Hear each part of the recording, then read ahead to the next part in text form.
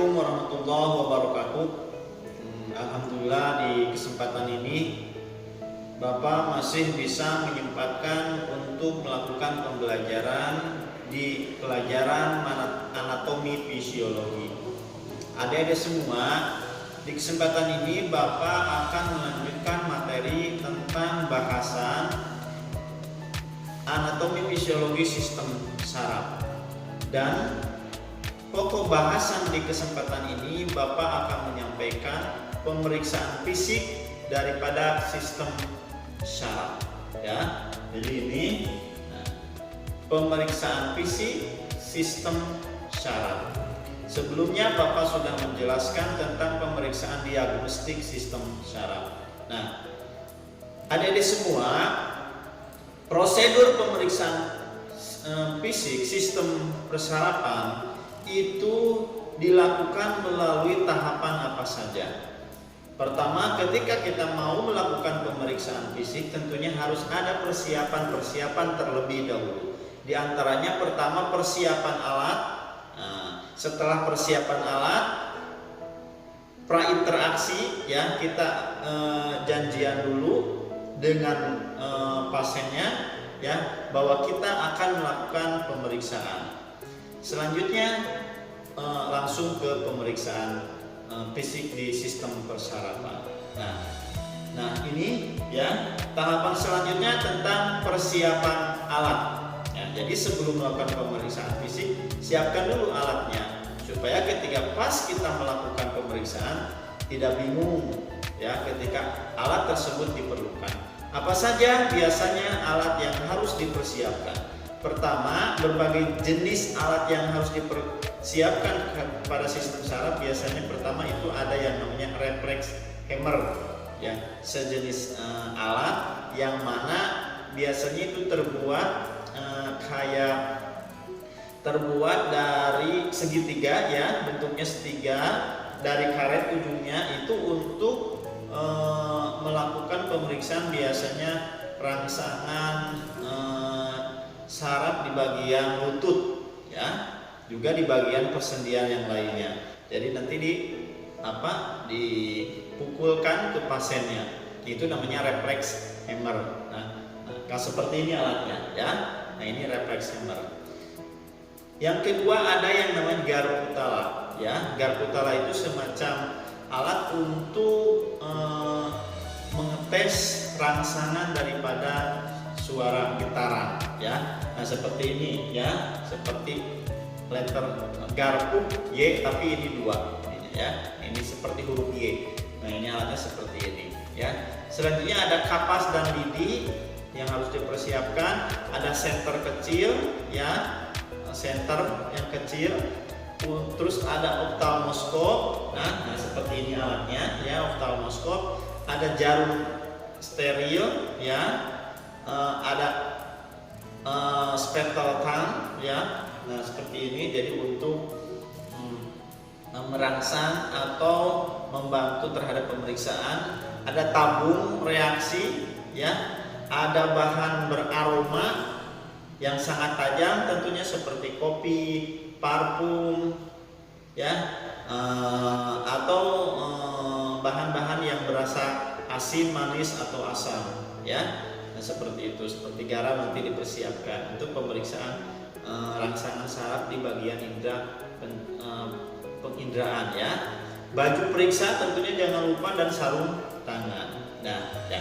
Dan ketika sebelum prosedur pemeriksaan itu dilakukan, maka pemeriksa sebaiknya harus mencuci tangan. Jadi teman-teman perawat harus mencuci tangan, ya, adik-adik, hingga bersih, ya, hingga bersih, karena ada teknik-teknik ketika cara melakukan cuci tangan yang benar, ya. Mungkin nanti oleh guru yang lain akan dilakukan pembelajaran yang cara mencuci tangan yang baik, ya. Menjelaskan kepada pasien, ya, mengenai prosedur pemeriksaan dan pastikan ruangan periksa yang cukup terang dan nyaman tentunya bagi pasien. Nah, itu persiapan alat sebelum dilakukan pemeriksaan, ya.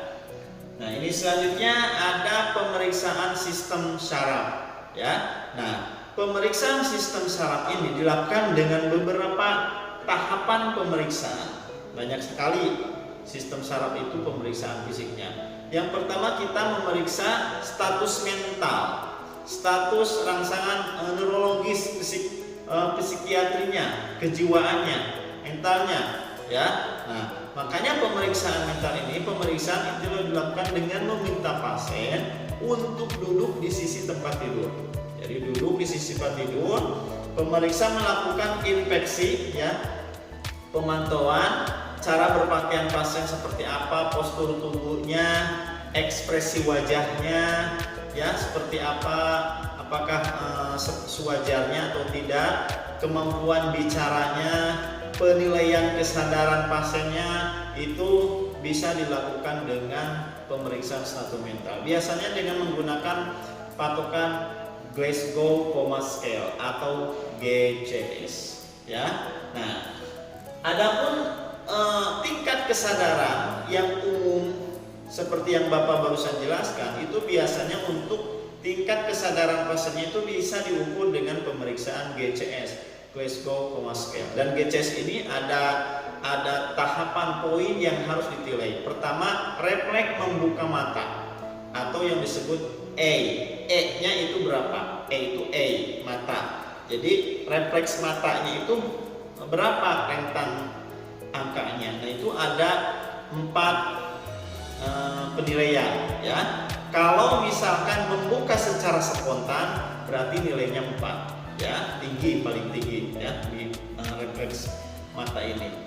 Kalau membuka dengan rangsangan suara berarti 3. Jadi harus dengan panggilan Pak, kalau bukan atau berarti 3, ya.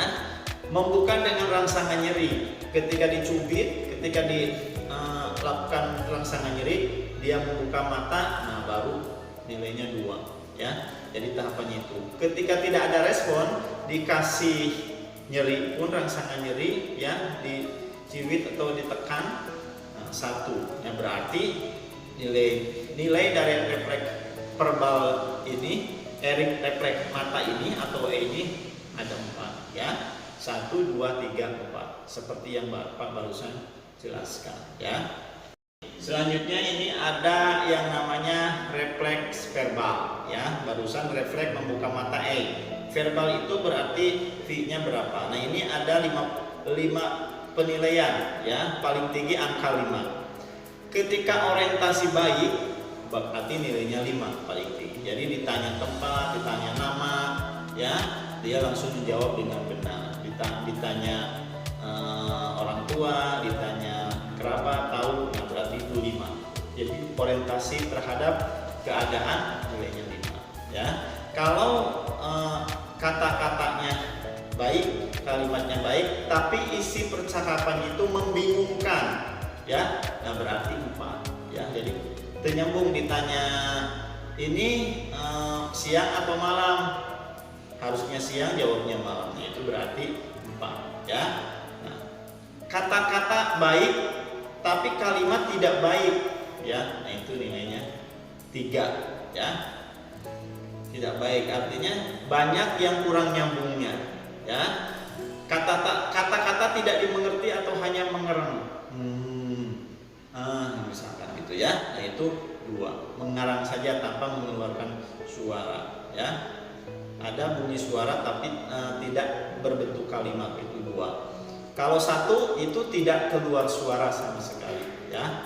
Nah itu berarti verbalnya 1, ya. Berarti kalau paling tinggi itu 5, ya. Nah, lalu selanjutnya ini dari GCS-nya refleks motoriknya atau M-nya itu paling tinggi 6, ya. Kalau melakukan perintah dengan benar berarti 6. Pak, angkat tangannya, ikutin sesuai instruksi, nah berarti itu 6, ya. Yang selanjutnya mengenali nyeri lokal tapi tidak melakukan perintah dengan benar. Jadi diperintah oleh pemeriksa, oleh perawat, ya, tapi tidak melakukannya dengan benar. Nah itu 5, ya. Dapat menghindari rangsangan dengan tangan gerak, ya. Nah itu. Jadi ketika dikasih rangsangan tangannya gerak, tapi tidak sempurna. Nah itu 4 ya. Selanjutnya hanya dapat melakukan fleksi ya. Jadi di motoriknya dirangsang, di rangsangan nyeri hanya fleksi gitu, tidak bisa mengangkat ya. Itu hanya dapat melakukan ekstensi. Kalau ekstensi berarti meluruskan. Nah itu berarti 2 ya terhadap anggota yang ada ya.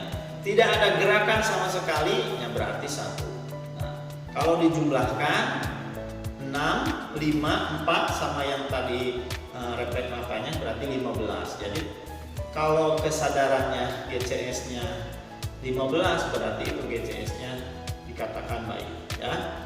Nah itu untuk jadi status mental dari GCS-nya. Dan selanjutnya, nah ini ada untuk melihat derajat kesadarannya. Setelah GCS-nya tadi 5 berarti itu namanya apa? Sadar ya, kalau dilihat derajat kesadaran. Jadi dapat berorientasi dan dapat berkomunikasi, namanya sadar ya.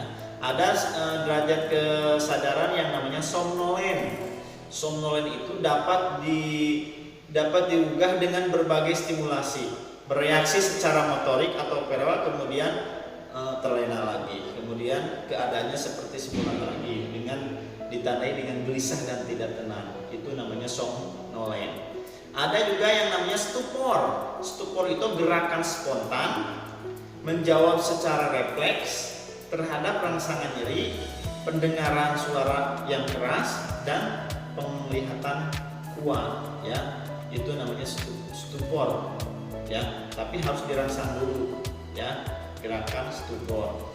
Semikoma. Nah, kalau semikoma itu tidak ada respon ya, baik verbalnya maupun reaksi rangsangan kasar ya, dan tetapi ada rangsangan menghindar, ada yang menghindar ketika dikasih rangsangan nyeri ataupun rangsangan apapun ke si penderitanya. Koma, nah ini kalau koma tidak bereaksi terhadap stimulus yang diberikan terhadap si pasien. Nah ini derajat kesadaran untuk pasien ya. Nah ini ada kualitas kesadaran. Nah, kualitas kesadaran kalau misalkan compos mentis, nah itu berarti bereaksi secara adekuat, normal. Ya, CM namanya compos mentis ya. Kalau disingkat biasanya di tempat pelayanan, kondisi pasiennya apa? CM. CM itu compos mentis berarti adekuat pasiennya, baik ya. Absensia drowsy ya, berarti kesadarannya tumpul, tidak tidur dan tidak ada waspada ya. Perhatian terhadap sekeliling cenderung berkurang dan cenderung mengantuk ya. Nah itu seperti itu. Confuse, bingung ya, disorientasi terhadap tempat, orang, dan waktu. Jadi salah, ditanya waktu seharusnya pagi, ini malam ya. Nah itu namanya confuse, bingung, ditanya nama tidak menjawab salah ya. Ada yang namanya delirium. Nah delirium itu adalah status mental atau motorik yang kacau ya, berhalusinasi ya, seolah-olah melihat sesuatu yang dia lihat ya, atau seolah-olah dia mendengar sesuatu bahkan tidak ada ya, bergema sesuai dengan kekacauan pikirannya. Nah itu yang namanya delirium ya. Selanjutnya ada yang namanya apatis. Nah apatis ini biasanya acuh tak acuh ya, tidak tidur ya, tapi melek tapi tidak bicara ya, namanya apatis, pandangan hampa, seolah-olah dia banyak masalah. Nah itu kondisi kualitas kesadaran yang dinamakan apatis ya. Nah ini selanjutnya ada pemeriksaan fisik sistem saraf, tadi status mental, sekarang pemeriksaan sarafnya, pemeriksaan saraf kranial. Nah adik-adik semua, untuk melakukan atau cara melakukan pemeriksaan di saraf kranial itu dilakukan dengan beberapa tahap ya, dengan beberapa tahap saraf-saraf yang ada dalam organ tubuh penderita, organ tubuh manusia. Yang pertama kita akan memeriksa yang namanya nervus 1 atau yang disebut olfaktorius ya. Nah pemeriksaan nervus 1 ini dilakukan dengan memastikan rongga hidung tidak tersumbat dan bersih. Ya, periksa hidungnya olfaktorius tidak tersumbat atau bersih. Lakukan pemeriksaan dengan menutup salah satu lubang hidung ya pasien. Dekatkan dengan bau-bauan dan minta pasien ya dan mata pasien minta tertutup. Lakukan untuk hidung yang lainnya. Jadi nanti ditutup hidung lubang hidungnya, matanya juga merem. Nanti di bagian hidung dikasih bau-bauan. Setelah ditanya apa bau-bauannya, ketika benar berarti sarafnya bagus ya. Nah, itu namanya nervus 1 olfaktorius ya. Nah, yang kedua ada nervus 2 namanya optikus. Ya, ini pemeriksaan melakukan inspeksi pada mata ya. Catat adanya kelainan mata yang dialami si pasien ya. Memeriksa lapang pandang dengan cara seperti apa? Nah, pertama, posisikan pasien duduk berhadapan dengan petugas ya. Minta pasien menutup mata sebelah dan menutup mata sebelah lagi yang berlawanan. Jadi minta pasien menutup sebelah matanya. Gunakan benda yang berasal dari arah luar dan mengucapkan benda tersebut. Jadi matanya ditutup, jadi bendanya ke arah pasien kan dan minta dijawab. Nah itu ya, tapi matanya ditutup tapi bendanya dari arah luar ya. Apapun bendanya. Nah itu cara mengetes matanya. Ulangi pemeriksaan yang sama dan ukur derajat kemampuan dari olfaktorius saraf mata itu ya dengan melihat berkali-kali. Setelah itu diganti bagian yang kiri. Nah itu untuk pemeriksaan nervus 2 atau optikus ya. Nah ini selanjutnya ada nervus 3, nervus 4 dan nervus 6. Oculomotorius, troklear dan abusen ya, itu nervus 3, 4 dan 6 ya.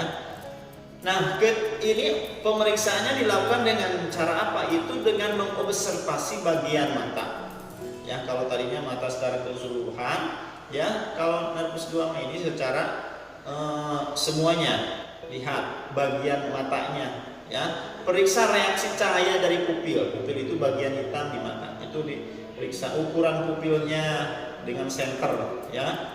Adanya pendarahan enggak di pupil. Kalau pendarahan biasanya merah ya. Pemeriksa juga memeriksa gerakan bola mata pasien dengan 6 layang pandang ya, dari arah lateral ya dengan cara berbaring dari samping kiri, samping kanan, ke bawah, ke atas, memutar. Nah itu untuk pemeriksaan nervus 3, 4 dan 6 ya. Itu. Nah ini selanjutnya ada nervus 5, trigeminus ya. Ini pemeriksaan dilakukan dengan cara apa? Pemeriksaan di nervus 5 ini, yaitu pertama memeriksa fungsi sensorik pada kulit wajah, ya, daerah maksila, daerah mandibula, daerah frontal, ya, dengan menggunakan kapas. Minta pasien mengucapkan ya jika merasakan sentuhan. Jadi kapas disentuhkan ke sini, nah itu memeriksa rangsangan saraf di bagian trigeminus ya. Memeriksa sensori nyeri itu menggunakan ujung jarum ya yang tajam-tajam ketika area wajah ya, ketiga area wajah itu frontal, maksila, mandibula ya. Dan bedakan benda tajam atau tumpul tersebut ketika dikasih rangsangan. Juga menggunakan suhu panas dan suhu dingin ketiga area wajah tersebut diperiksa, menyebutkan ya merasakan sentuhan tidak, merasakan rangsangan panas atau dingin atau tidak ya. Juga menggunakan garputala, digetarkan. Garputala itu getaran rangsangan suara nanti dibenturkan langsung dihadapkan ke bagian trigeminus ya, maksila, mandibula ya. Terasa tidak getarannya? Nah itu untuk mengetahui itu. Bisa juga melakukan pemeriksaan dengan mendekatkan gulungan kapas lidi, kapas kecil dari samping ke arah mata. Lihat refleks matanya. Jadi ini ya, lidi kapas, lihat refleks matanya. Kalau ada refleksnya berarti normal ya. Nah itu juga meminta pasien untuk mengaturkan rahang atas dan bawah ya. Kita lihat periksa ototnya ya, nah, kekuatan ototnya seperti apa, dan juga minta gerakan menunya ya. Nah itu untuk memeriksa nervus kelima, saraf 3G. Nah ini selanjutnya nervus 7 atau fasial ya. Pemeriksaan fungsi sensorik ini, nervus ini dilakukan dengan mencelupkan lidi kapas ke dalam air garam dan sentuhkan pada ujung lidah pasien ya. Nah, disentuhkan ke ujung lidah pasien, minta pasien untuk mengidentifikasi rasa ya. Ulangi dengan yang lain, misalkan gula, asam. Nah, diidentifikasi rasanya sesuai tidak dengan benda yang dirangsangkan ke lidah pasien. Adapun pemeriksaan fungsi motoriknya dilakukan dengan meminta pasien untuk tersenyum. Senyum Pak, senyum Bu. Nah itu periksa ya. Disuruh bersiul, bisa tidak bersiul ya. Mengangkat kedua alisnya, menggembungkan pipinya. Nah digitukan. Pemeriksaan melihat kesimetrisan kanan dan kiri ya. Kita menggembungkan pipi kiri dan kanan apa simetris atau tidak. Nah itu untuk nervus 7 fasial ya. Nah ini nervus 8 vestibulotrochlear ya, vestibulotrochlear yang susah ya namanya. Nah ini pemeriksaan saraf ini dilakukan dengan pasien berdiri tegak, kedua kaki dirapatkan, lengan dan sisi bahu juga simetris. Amati apakah ada ayunan tubuh atau tidak ya. Sikap sempurna mungkin. Nah minta pasien untuk menutup mata tanpa mengubah posisi. Lihat kondisi pasien ya, apakah berubah atau tidak, bisa mempertahankan tidak. Disuruh menutup mata tanpa mengubah posisi. Nah itu untuk memeriksakan nervus 8 vestibulotrochlear ya. Nah ini selanjutnya ada nervus 9 dan 10. Nervus 9 itu glossopharyngeus, 10 itu nervus vagus ya. Nah ini pemeriksaan dilakukan dengan cara apa? Dengan meminta pasien mengucapkan A huruf vokal dan meminta melihat gerakan opula dan palatum. Nah, gerakan palatum ini bagian organ mulut yang bagian atas dan bawah ya. Nah, lihat, minta pasien untuk menelan air liur dan amati gerakan menelan dan kesulitan menelan. Disuruh menelan air liurnya, disuruh menelan. Nah, periksa pula getaran pita suara saat pasien berbicara ya. Lihat getarannya ya. Nah itu ya. Biasanya kalau kondisi sakit tenggorokan suka serak ya. Nah itu diperiksa. Nah itu namanya nervus 9 dan 10, glossopharyngeus dan vagus ya. Nah ini selanjutnya ada nervus 11 accessorius ya. Nah nervus 11 ini dilakukan dengan cara bagaimana? Yaitu meminta pasien untuk menggerakkan kedua bahu secara bersamaan. Amati kesimetrisan gerakan, bahunya digerakkan. Nah ya, simetris tidak digerakkannya. Kalau misalkan ini saja, takut ini tidak mengangkat, nah berarti juga ada masalah. Nah itu nervus accessorius. Juga bisa pasien meminta menoleh ke kiri dan ke kanan ya, ke kiri dan ke kanan, menoleh ya. Dengan bisa juga bergantian ya, mengangkat sendi dan bahu ya, sendi diangkat ya. Ya itu ya. Juga bisa memeriksa menahan kedua bahu pasien dengan telapak tangan pemeriksa sekuat-kuatnya. Bahunya diangkat, nanti di pemeriksa mencoba menekuk dengan lawanan dengan posisi berlawanan. Jadi gravitasi ke bawah. Nah itu ya untuk memeriksa saraf di aksesoriusnya. Juga bisa juga menoleh ke satu sisi melawan tahanan telapak tangan pemeriksa, memperhatikan kekuatan daya dorong dari pasien ya. Ketika pasien disuruh ngangkat, pemeriksa mendorong. Nah, itu sampai seberapa kuat ketika dilakukan dorongan, berarti kekuatannya maksimal atau tidak ya. Itu mungkin ketika melakukan pemeriksaan fisik di saraf kranial, di pemeriksaan sistem saraf ya. Itu saja sementara yang Bapak sampaikan, nanti dilanjutkan. Jadi pemeriksaan fisik ini di sistem saraf masih berlanjut besok ya. Ada lanjutannya karena bahasanya takut banyak. Mungkin ini saja yang bisa Bapak sampaikan, mudah-mudahan bisa dipahami dan bisa dimengerti. Terima kasih atas perhatiannya. Mudah-mudahan besok bisa dilanjutkan. Wabillahi taufiq wal hidayah. Wassalamualaikum warahmatullahi wabarakatuh.